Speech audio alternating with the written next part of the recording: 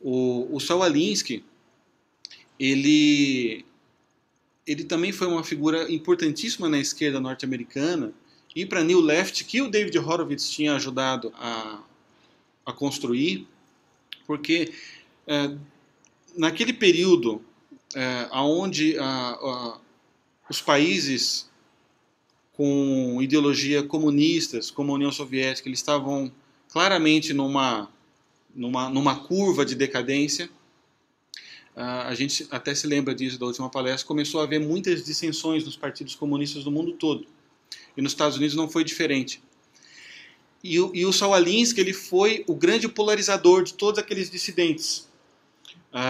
O Saul Alinsky, ele conseguiu, através do ódio dele pelo sistema, atrair dissidentes comunistas, socialistas, os ditos progressistas, mas também anarquistas, também feministas, teólogos da libertação.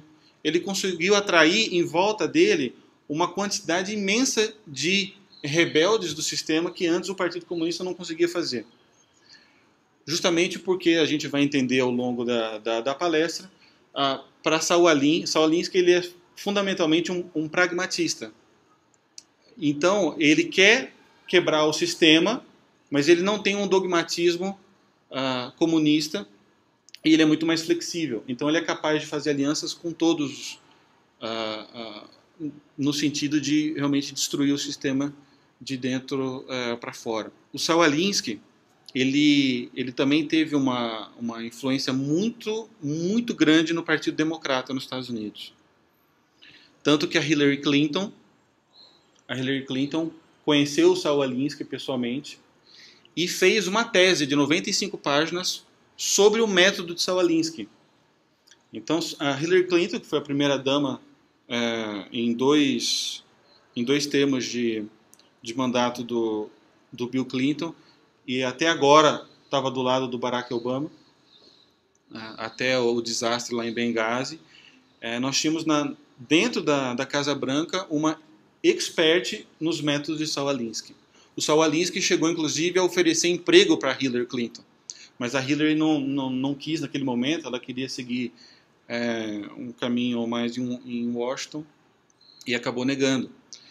Mas a Hillary nunca se esqueceu do Saul Alinsky, tanto que um dos primeiros atos da Hillary Clinton como primeira-dama foi destinar fundos públicos para as ONGs que Saul Alinsky tinha fundado em Chicago, como a Industrial Area Foundation, que era uma ONG fundada pelo Saul Alinsky.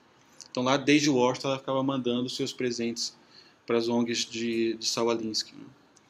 E vale lembrar também que dessas ONGs de Saul Alinsky saiu nada mais, nada menos do que Barack Obama. Barack Obama estudou durante 20 anos em organizações de Saul Alinsky, 20 anos, 2 décadas.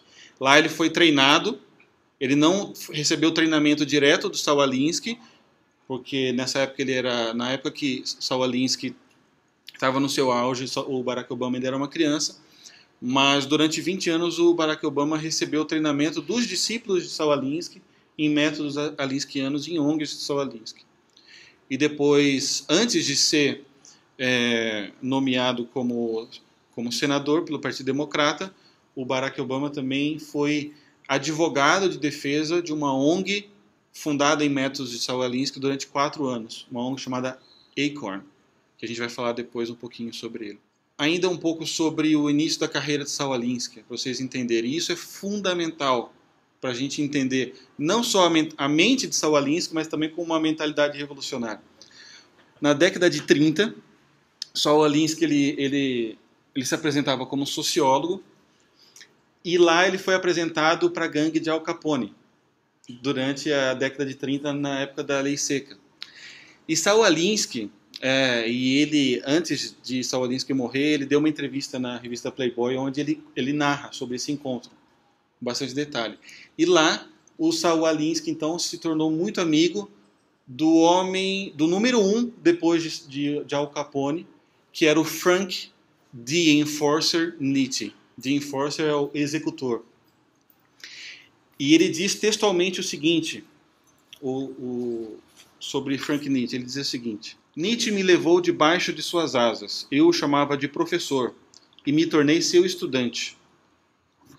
Então, ele ficou durante 2 anos estudando tudo que ele podia sobre a máfia de Al Capone. Ele ficou 2 anos tendo Frank Nietzsche como seu professor. E nesse período, ele conseguiu absorver todas as táticas da máfia para se tornar uma organização poderosa, praticamente sem comparação até os dias de hoje. Para vocês terem uma ideia, convertido em valores atuais, a gangue de Al Capone chegou a faturar $1 bilhão. E mesmo quando a bebida voltou a se tornar legalizada nos Estados Unidos, eles continuaram um grande império lá.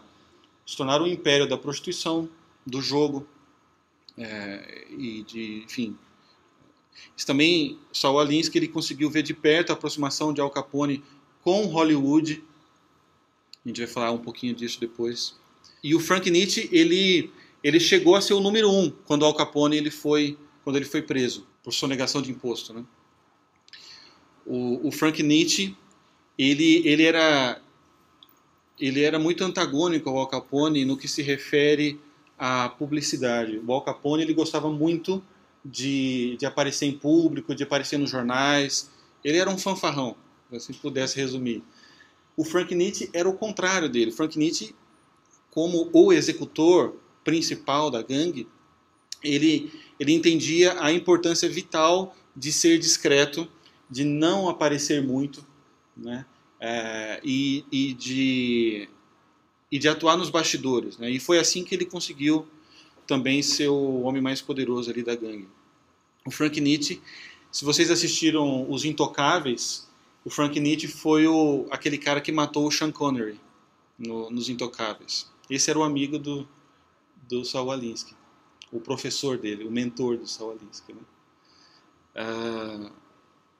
O Frank Nietzsche, ele era claustrofóbico, ele soube que ele ia ser preso e aí ele se matou com alguns tiros na cabeça e foi encontrado morto pela polícia.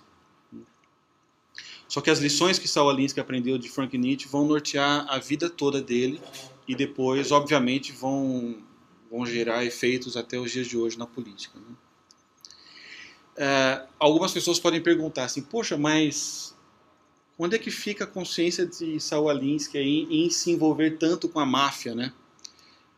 Bom, para Saul Alinsky isso não era problema algum, porque Saul Alinsky, ele nutria um grande ódio pelo sistema capitalista e pelo sistema americano naquele período.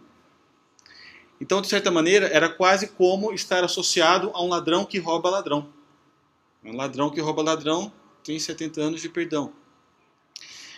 Então, para Saul Alinsky, qual era o problema de estar se associado a um criminoso? Nenhum.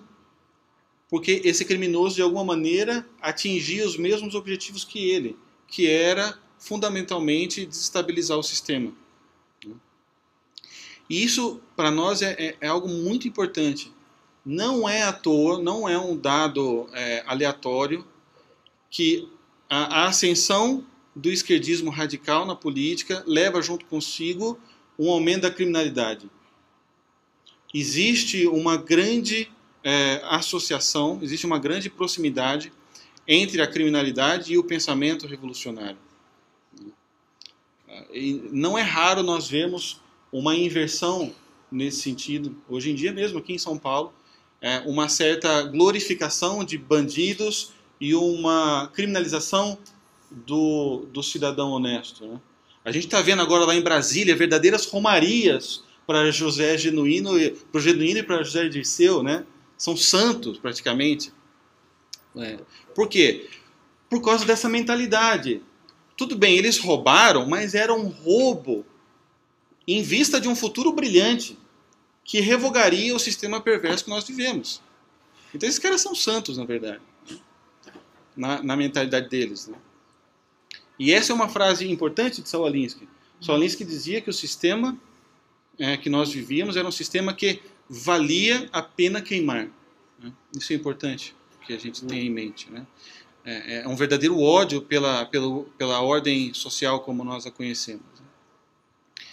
Qual que era qual que era a grande diferença entre Saul Alinsky e os revolucionários da época dele? Era muito mais uma diferença metodológica, não era uma diferença ideológica. Saul Alinsky, ele escreveu esse livro, Regras para Radicais, para ensinar os amigos dele revolucionários como tomar o poder de fato e com eficiência.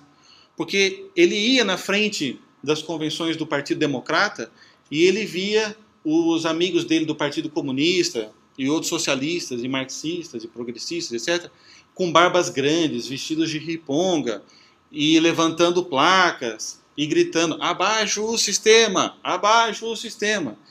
E ele dizia: vocês estão errados, vocês que tinham que estar lá dentro da convenção dos democratas. Vocês não têm que estar aqui fora, vocês têm que estar lá dentro.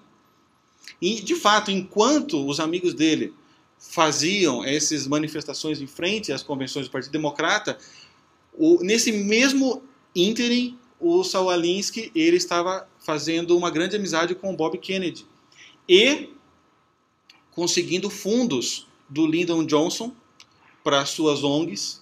Na época, o Lyndon Johnson ele estava com uma guerra contra a pobreza. Então, o Alinsky estava se beneficiando dessa guerra contra a pobreza e disse para o Lyndon Johnson: olha, nós estamos lutando na mesma direção que você, e conseguia muitos fundos para suas ONGs, né?